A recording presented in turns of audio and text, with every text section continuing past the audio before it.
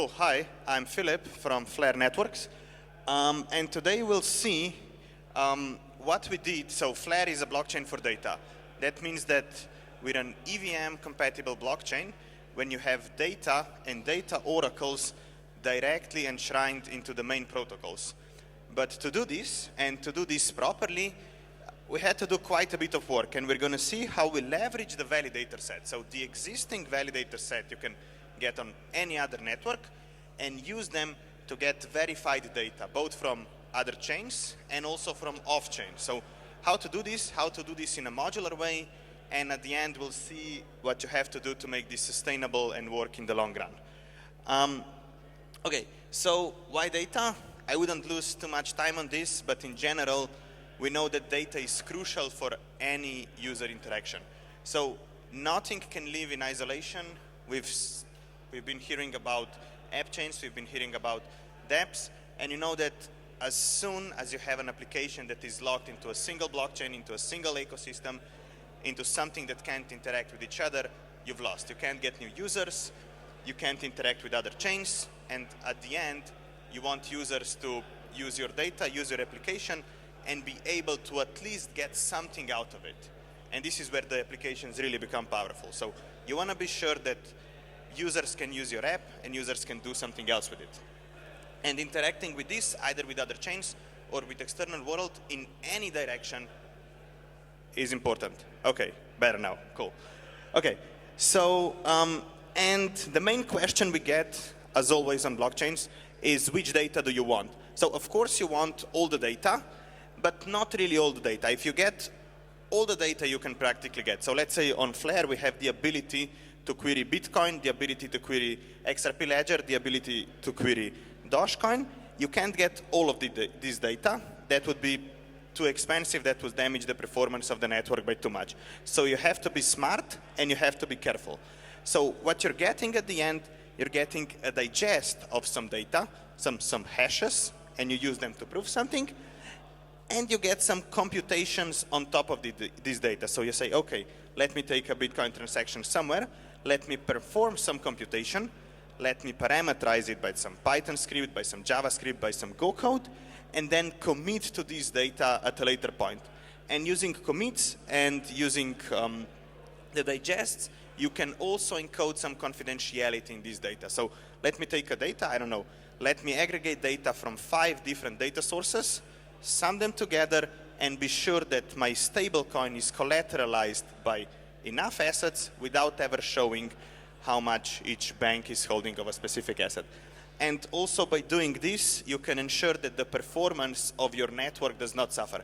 So what we're doing, we're offloading expensive computations, we're offloading expensive data gathering processes to the validators and not to the EVM itself, because you don't want to burden the EVM, you don't want to burden the validators at the execution layer.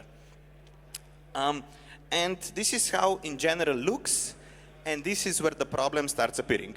So thinking about data, thinking about information, you're thinking about a bridge that is moving information from other chains, so Bitcoin, Ethereum, any EVM Cosmos ecosystem, but you're also bringing data from non-Web3 data sources, from Web2 data sources, when consensus might not be that specific, and we might not have any specific rules on the consensus. So for Bitcoin, it's easy to say when the data is final. Let's say you have enough blocks after your transaction, and you're safe. For Ethereum, the same. You have a slot finality. For Polygon, you have to be careful at some specific point because of all the forks that are happening. And why is that important? Well, if you have a validator set that is bridging this data from other networks, from other sources to your chain, you need to be sure that as soon as the operation is bridged to your network and something else is happening upon this data, you need to be sure that this operation is final and accepted. Otherwise, you might end up with a fork on Bitcoin chain while your chain is already happily processing information about a payment that has been made. So this is where the first problem is usually encountered if you're doing this just from a deterministic and security perspective.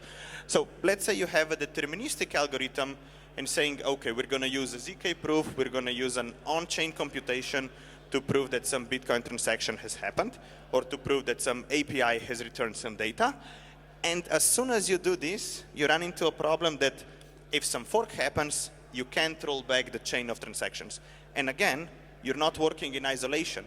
So you have a transaction happening on Bitcoin, you falsely move it to Flare or any other blockchain, and you falsely transmit this to some other chains. Now you have a chain of transactions all relying on the fact that the first one was correct. So what do? We error on the side of caution, even though this means some waiting. So there's always a balance you need to strike. So either you're saying, okay, we're going to wait, and this is bad for developer experience, or you can error on the side of caution and say, okay, we're going to have a very strict security assumptions, or you can have a middle ground where you actually say, okay, so we're going to be transmitting the data, we're going to allow the validators to publish non-finalized data, but allow the developers to set their own security threshold. So let's say for Bitcoin example, we can say, okay, so we're going to only be transmitting Bitcoin blocks that are at least 6 blocks deep, or we're going to be transmitting any block however you request it, but for your specific application, it's up to you to configure it. And this has proven quite useful because you can then build marketplaces on top of this. So let's say you have a Bitcoin transaction confirmed by only one block. It's easy to create an application on top of it, adding additional security and effectively pre-funding you or pre-selling you something and saying, okay, I'm gonna fund this transaction that is supposed to be happening right now, and I'm going to be the one who's getting the money after 6 blocks, but I'm going to be funding you for this intermediate 5 blocks or 3 blocks or however you want, and it's up to you to take care of the rest. Okay, so bad data is a problem, and let's see how you can pretty much distinguish this bad data in 2 different ways. So we currently have 2 different oracles that have 2 different ways of solving the bad data problem. The first one is the FTSO, that uses a probabilistic data. What does that mean? Well, we're sourcing prices from different data points. So let's say I ask you what the Bitcoin price is and we want to put this on chain. So, and each validator is asked the same question. So what is the Bitcoin price? And of course, Bitcoin price, even if we freeze the world now and ask you what the Bitcoin price is, you're going to say, okay, $55,000-ish. But you won't be giving me the correct price. You would only be giving me the approximation. So what we do, we ask each validator to submit their own approximation what the Bitcoin price is, and then we take a final median at the end, weighted by some weight data, and we move all these questions about what the validity of the price is to the validator side. What the validators actually do is they're sourcing the data from multiple exchanges. They try to figure out which Bitcoin price would be the best performing, which Bitcoin price would best approximate price in the next few seconds, and submit this one. And it turns out that this shelling point at the end, when you have a Bitcoin price that is reasonably good on pretty much any exchange, but the last few digits can only be achieved by gaming the system and trying to predict what others are thinking, works really good once you have a critical mass of enough validators. So what's happening is that pretty much all the validators know what the Bitcoin price should be, but the last few digits are just them approximating what they think everybody else thinks the Bitcoin price is. And as it turns out, if you're doing this on a last decimal of a number that's 10 digits long, that's all right, and you're getting fine with this. And importantly, all the problems you're getting during the data acquisition are nicely solved if you can properly price this and if you can properly reward this. Because if an exchange falls down, it's in the best interest of the validator to provide a price that is good. So they're always looking for an exchanges that have prices that are not deviating too much. If there's an arbitrage opportunity, if there's some cases when an exchange has a big swing in price, the validators are going to discontinue this price because they know that it shouldn't impact the final price that much. And since the system has been running for the last 3 years, maybe you remember, what was it, 2 years ago in December when CoinMarketCap made us everybody billionaires because they were submitting wrong prices. the validator set nicely discovered that these prices are so off from something that should be considered a reasonable price that they discontinued this API endpoint and moved to other, even though the coin market cap is usually quite performant. So that's for probabilistic data sources. And this can easily be extended to any data you can reasonably order. So prices, crypto prices are nice because they're cheap. Stock prices are more problematic because it's difficult to get reasonably stock prices with a reasonably low latency and high refresh rate, but still, weather data is useful because they can also submit their predictions and then you aggregate these predictions at some point, and so on. So anything that you can order, you can do in this way. So you have them compete together these few digits at the end, but the general result is correct.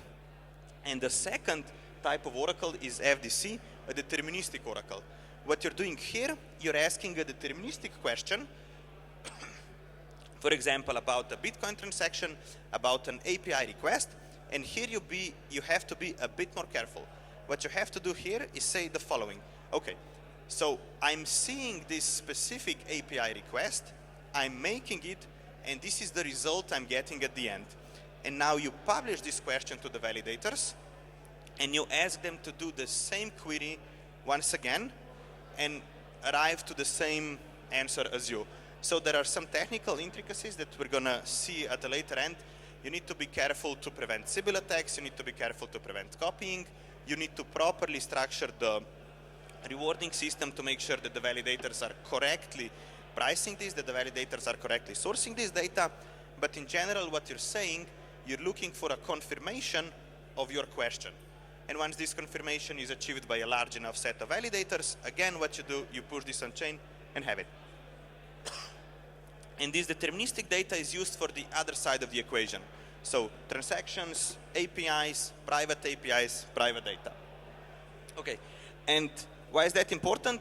Why do you want to leverage the validator set? So the easiest way you can have to have an oracle on chain is just to simply push this to some external entity, have a small multisig and say, okay, so please try this API, please get me the price, and submit it on chain. But there are a few problems with that. The first, multisig, security, liveness property. The bigger the multisig, the greater the liveness, the smaller, the faster it can be corrupted. One additional problem you can get by having this done by a multisig is the fact that it's easy to spin up new entities and easy to say, look, we have 10 entities in our signature set, when in essence you're only running just a few entities and you're just copying entities to make it look a bit nicer. So, but by leveraging the validator set, what you're doing, you're essentially pushing all these to validators. You give them a bit more work to do, but it's not that difficult if you have them properly secured. But what you get, you can get the data points that are secured by the whole stake in the system. So by having the validator perform all these things, you force them to make sure that the data is correct, and you also disable all possible Sybil attacks because they become expensive. So you're securing data by value, and if you do this properly, you can even include some restaking from other chains once you have relayment of this data to other things. And to properly do it, there is no other way than to start as an L1, because you need to have a proper validator set, you need to be able to modify the validator code, modify the inflation and rewarding code in such a way that you're always sure that the validators can't do anything similar. And how do we do this in practice? So we bundle the role and the stake of the validator. So you have one validator, which is not just a single entity confirming blocks, but you have a validator that does a bunch of those roles. The roles are modular. The roles can be distributed among multiple sub-entities, but they come under one umbrella entity. And then you have an identity address and a bunch of other information. So you have a delegation address, and then you have address for each of the sub-protocols. And if we go back, so we have two different sub-protocols. You have an address that's one for the FTSO and one for the FDC. And then you have a sub-entity for each of those protocols, all controlled by the same entity, all included in the validator set, under same stake, under same assumed power. And as it happens, we were able to achieve this. We have approximately 90 to 100 validators. The number is pretty stable and it varies by just a few. And we have approximately 70% of the total network staked together among those entities. So some of it is staked to the validator part, some of it is staked to the node producer, to FDC, some of it to the FTSO part. So you have entities that now have to do multiple jobs that are rewarded in different ways. But what's the core proposition? The core proposition is that the delegations and rewarding is bundled. So you can't just validate blocks. You can't just provide data. You can't just provide FDC or FTSO data. You have to do all of this, and you have to do this under one single umbrella. And those are the so-called entities. Okay, and Flare system protocol, so the top level, the top protocol underpinning all this, we've designed it as generic as possible. What does that mean? Well, if you want to bundle the roles, you want to make sure that at any point you should be able to add another role. So you have, we currently have 2 different protocols, and you need to be sure that you can add a third protocol that nicely ties into it, and you can distribute the rewards among all of them, and you can still be sure that the third protocol's security assumptions stay the same. So that's the core proposition. So you want to have an overreaching umbrella protocol and then different sub-protocols collectively secured by the same value.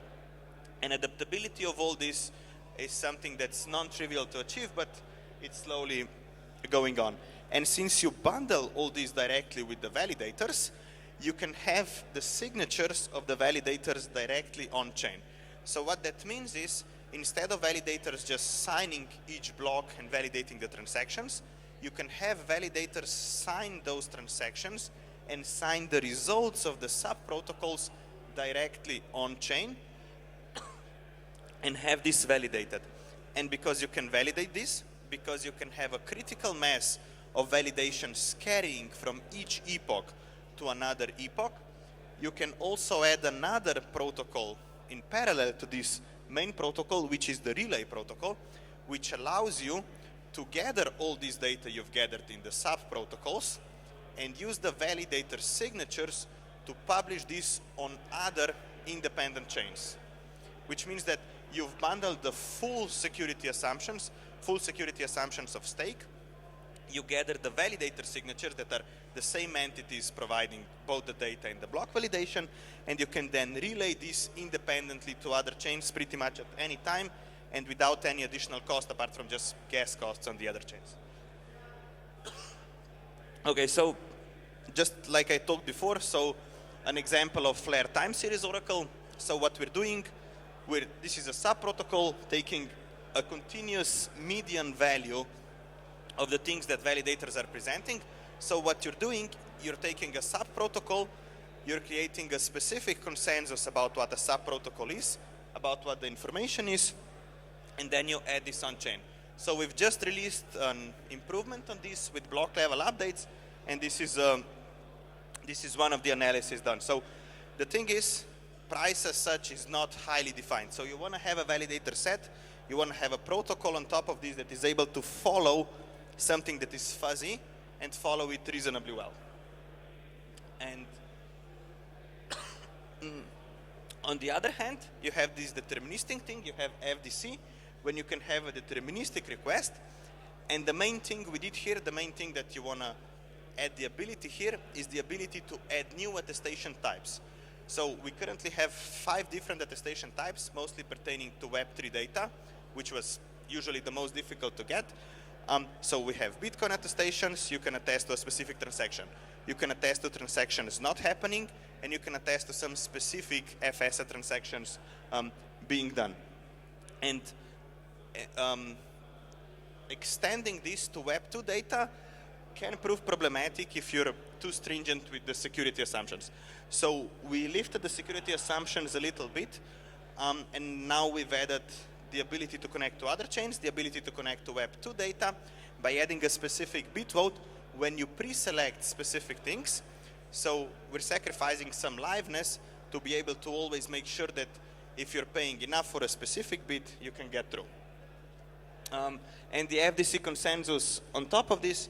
So to make sure that the forks are properly accounted for, you're effectively again leveraging your own validator set. You're effectively again leveraging the stake. So whenever a fork on Bitcoin happens, you're saying to your own validator set that they should push their stake, that they should use their stake to access specific points and make sure that this is always accessible. And maybe just to pull this up, so what we currently enable this to do, we were able to get a decentralized Olympic Games prediction market. So what you do, you have a specific attestation type that is able to continuously query Olympic Games API. And in that case, all the validators continuously attest to the results of the Olympic Games. And at the end, you simply query this, you put it on chain, and then you can attest to something happening on chain without an existing, either a centralized oracle, some voting happening, or something else. And since this is fully encoded in a code that the validators run, it's easy to have a very deterministic set of when a specific victory has happened, and that's it. So you don't need to have any social consensus on top of it. And similarly, F-assets, so because you know what's happening on Bitcoin and on Smart Chain, you can always observe a Bitcoin chain, making sure that things are properly happening there, collateralize this on mainnet, and move information back. Okay, so that's it. So blockchain for data, with the main idea being that you have a validator set, which you can extend to do a bit more work, and make sure that this work is always secured by the stake of the original validator. So we're partitioning validators into entities that have these sub-roles that can be pretty much fulfilled by anyone, but those sub-roles, each sub-role in itself made sure that the data you're getting is still properly secured. Thank you.